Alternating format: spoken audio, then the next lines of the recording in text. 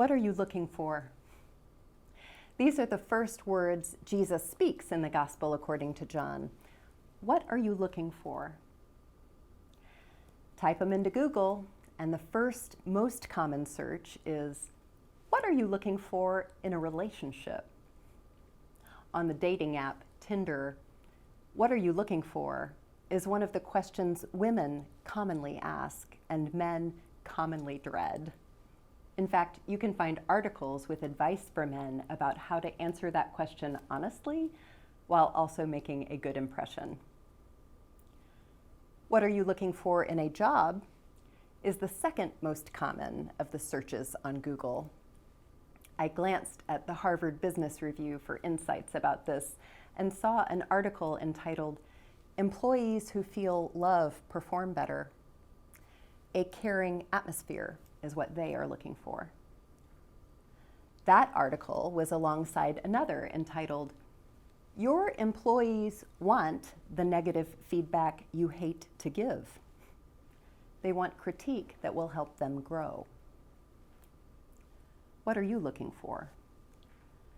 The question is often reduced to things like a good cup of coffee. All I want is a good cup of coffee. Or my phone. Where the heck did I put my phone? Or even, what was I looking for when I came into this room? I can't remember anymore. Even the big stuff can be a moving target, like, how did I get into this mess?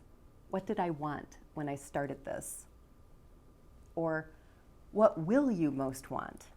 In a college, say, or a retirement community. What are you looking for at this point in your life? Christ's inaugural question invites us to discern and articulate something significant about our lives, even our deepest desires. What are we looking for?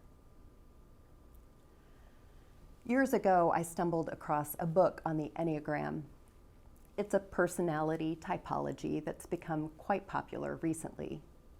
The word Enneagram just means model of 9. There are 9 types. It's a tool for discovering what motivates people, and I found it surprisingly useful for understanding what I am looking for and looking to avoid, and how that relates to what other people in my life may be wanting to find or avoid.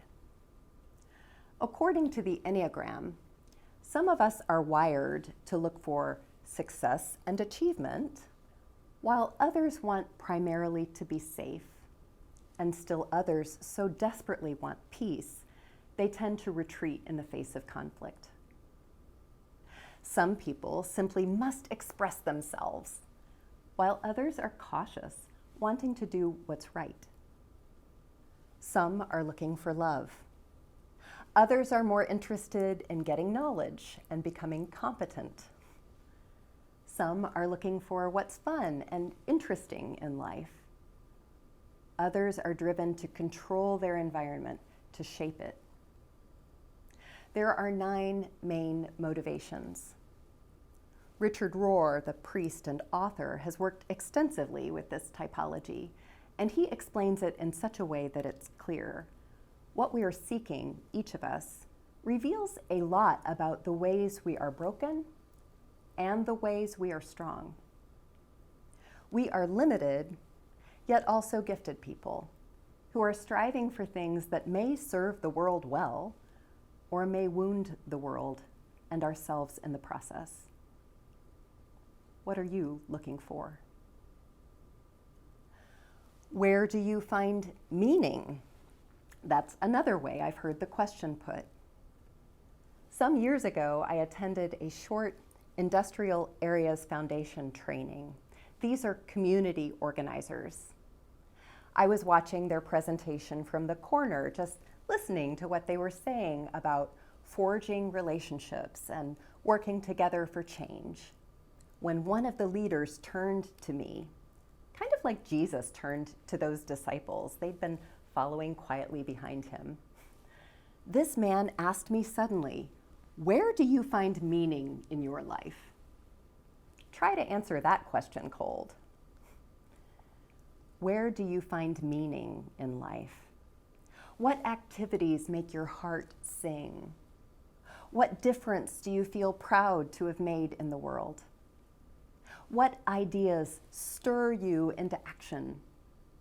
What tragedies break your heart? Community organizers ask questions like these with an agenda.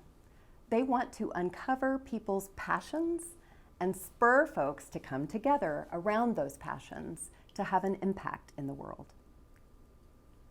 Jesus Christ, whom you could think of as one of the first community organizers, will direct his disciples to change their world too.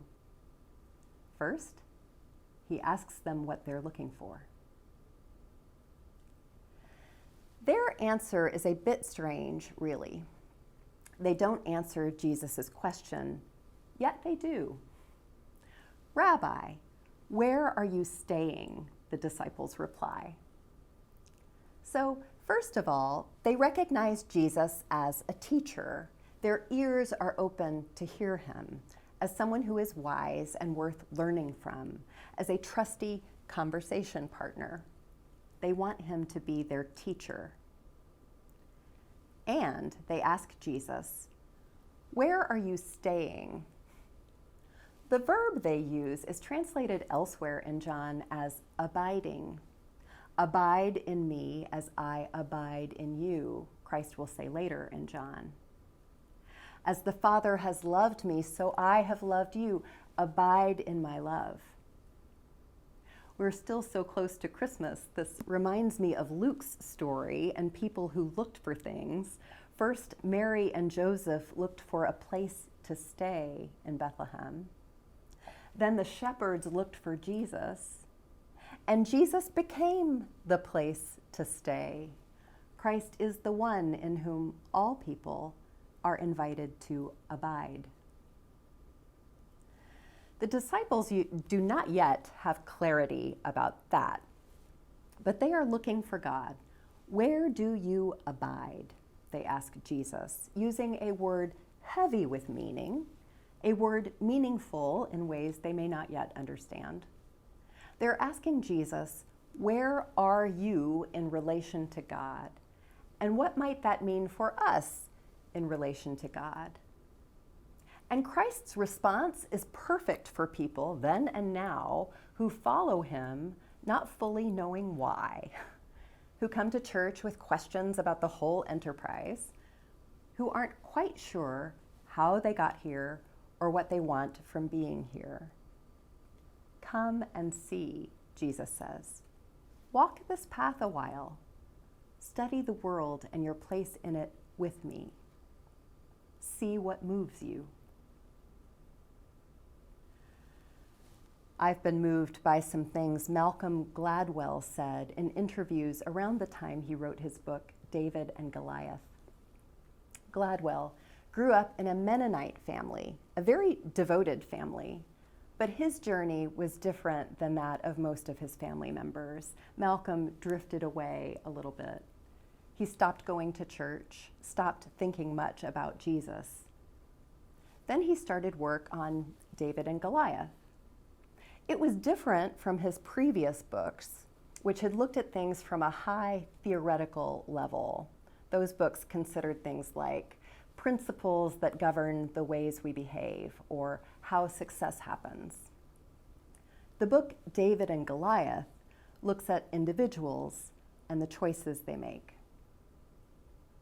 Among the people Gladwell interviewed was a Mennonite couple whose faith was evident in their response to the murder of their teenaged daughter. Both the mother and father of this girl, while feeling heartbroken and angry, spoke early on about the path of forgiveness. At a press conference after his daughter's body was found, the father said, "We would like to know who the person or persons are who murdered her, so we could share, hopefully, a love that seems to be missing in these people's lives." Gladwell wondered, how could he say that? Where did this couple find the strength to say what they said about love? and forgiveness. Before he met them, Gladwell had been researching stories about strength and power turning up in unexpected ways, like in dyslexic kids who'd become successful entrepreneurs, or in children who'd had difficult childhoods, then grew up to be world leaders.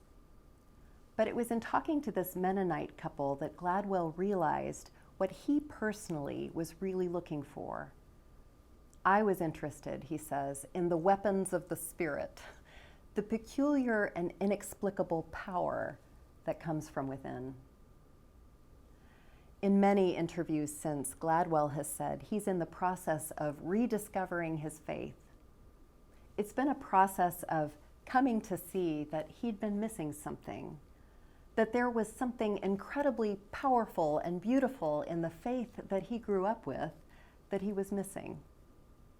He'd been writing about people of extraordinary circumstances, strong people like that Mennonite couple, brave people like the Christians of Le Chambon, who risked their lives to shelter Jews during World War II. As he heard about their strength and courage and faith, it slowly dawned on Gladwell, I can have that too, that beautiful, powerful something. He realized how much he wanted it. What are you looking for? Come and see. These first words of the incarnate Word hold one of the most gracious invitations I know, to discern what we desire most deeply and to pursue it in the company of one who is patient with our uncertainty, our missteps, our wrong-headed striving. Jesus Christ is the beginning and end of all we want or need. But it's okay with him if we don't understand that yet. Come, learn what you want, he says. Come, figure it out. Come and see.